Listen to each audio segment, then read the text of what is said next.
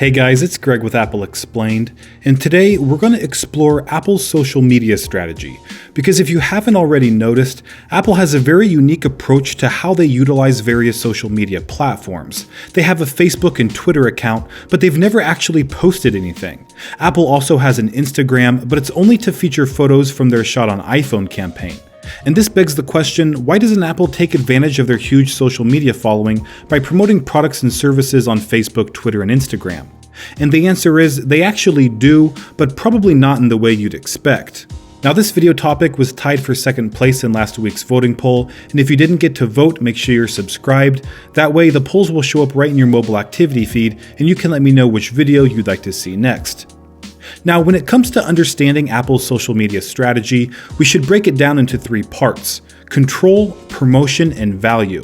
These are the three pillars to Apple's strategy that explains why they do things so differently than other companies. But before we get into the details, let's first set a benchmark by understanding how the vast majority of big companies approach social media.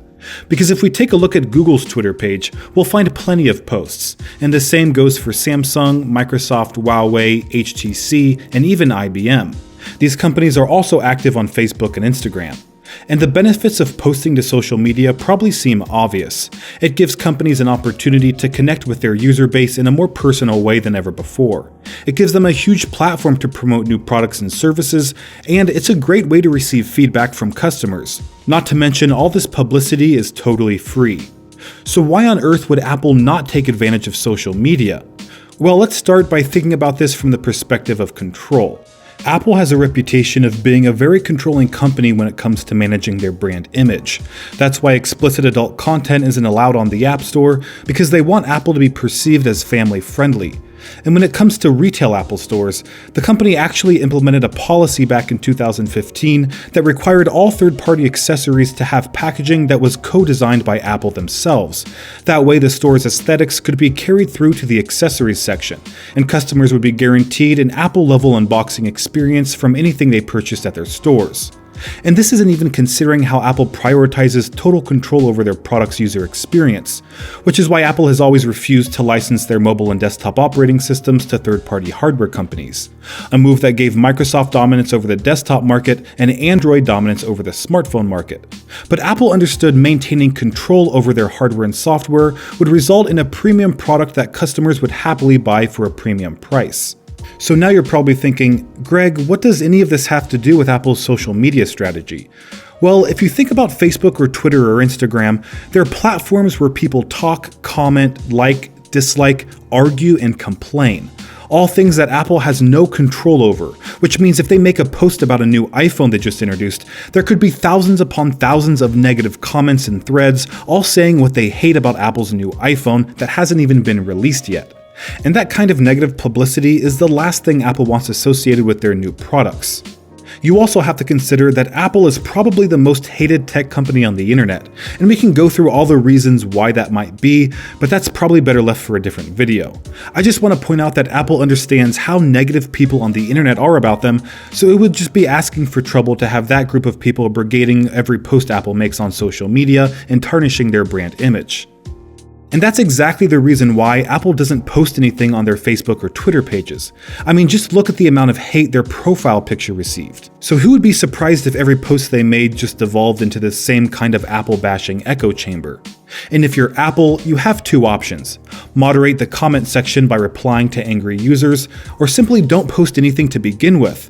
And I think the second option is much safer, considering that things on social media tend to go viral, especially when it comes to big companies making some kind of snafu.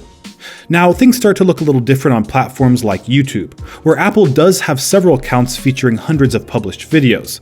But the catch is that they disable comments on every single one, therefore preventing the same problem they might have had on Facebook and Twitter. But I should mention, Apple does allow likes and dislikes on their YouTube videos, which is actually surprising since sometimes the dislike ratio does get pretty crazy. Now, this approach has caused some controversy since it appears Apple is trying to avoid facing criticism from the public, but I don't think that's the case at all. I think Apple's simply trying to maintain control over their own social media pages. They aren't preventing people from saying negative things about them on all of Facebook or Twitter. Apple's just preventing that from happening on their own pages. And I think that's a reasonable measure to take, considering how unpopular Apple tends to be on the internet. Now, I mentioned at the beginning of the video that Apple does take advantage of social media, just not in the way you might expect. Because although Apple doesn't post to their Facebook or Twitter pages, they do create posts for their new products. And this brings us to the second element of the company's social media strategy: promotion. Apple buys ads on Facebook, Twitter, Instagram, and even Tumblr to promote recently announced products because they have full control over everything from who sees the post to who comments on it, allowing Apple to take advantage of their presence on social media without the threat of any negative publicity. And this is very similar to the other type of advertising Apple does on TV and print, where they show a product without giving the viewer a way to publicly voice their opinion to others seeing the same ad. So it makes sense that Apple is taking the same approach to social media as they have been to other means of advertising. But there is one last element to their strategy that I don't think gets as much attention, likely because it isn't as controversial. And that is Apple's method of offering value to their users through social media that almost acts as an extension of their retail stores. Because if you look up Apple on Twitter, you'll find that they have multiple accounts that include everything from Apple Music to Apple Support. And within these spin-off accounts, you can find hundreds of posts from the company that pertain to each specific topic. For example, on the Apple Support Twitter feed, you can ask questions about any issues you may be having with a product and receive an answer from 5 a.m. to 8 p.m. Pacific time. On the Apple Music feed, you'll find new music releases, playlists, and performance updates, and the Apple News feed features the latest headlines that readers might be interested in.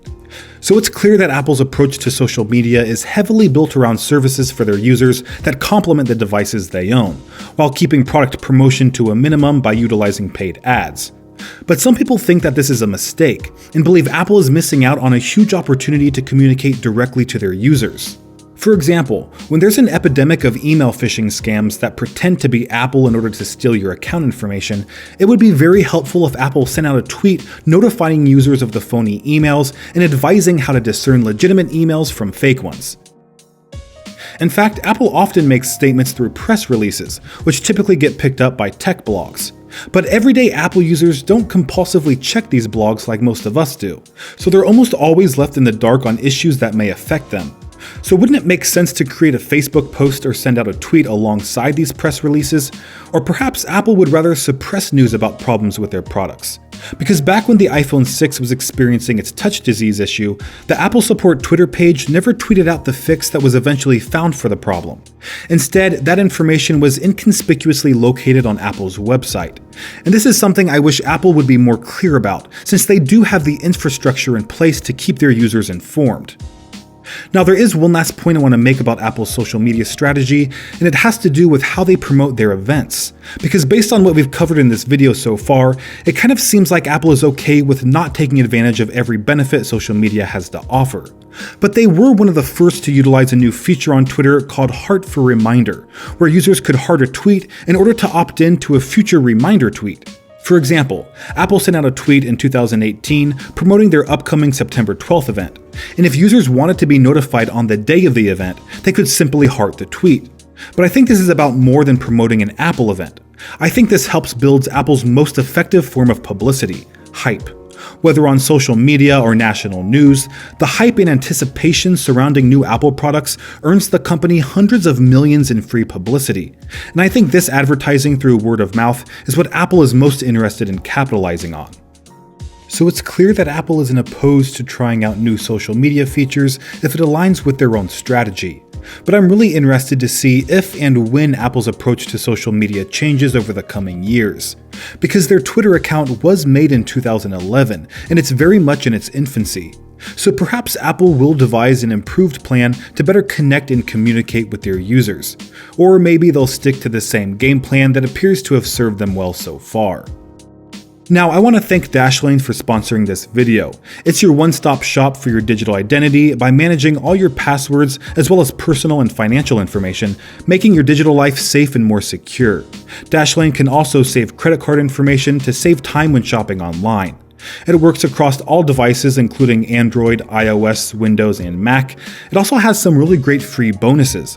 A VPN to prevent prying eyes from tracking what you do and download online. But one of my favorite features is the Auto Password Updater, where Dashlane creates a new, secure password for any account with just a tap. So if you'd like to try out Dashlane today for free, go to dashlane.com/AppleExplained, and when you decide to upgrade to Dashlane Premium, the first 200 users to use my promo code AppleExplained will get 10% off. Alright guys, so that is Apple's social media strategy, and if you want to vote for the next video topic, don't forget to subscribe. Thanks for watching, and I'll see you next time.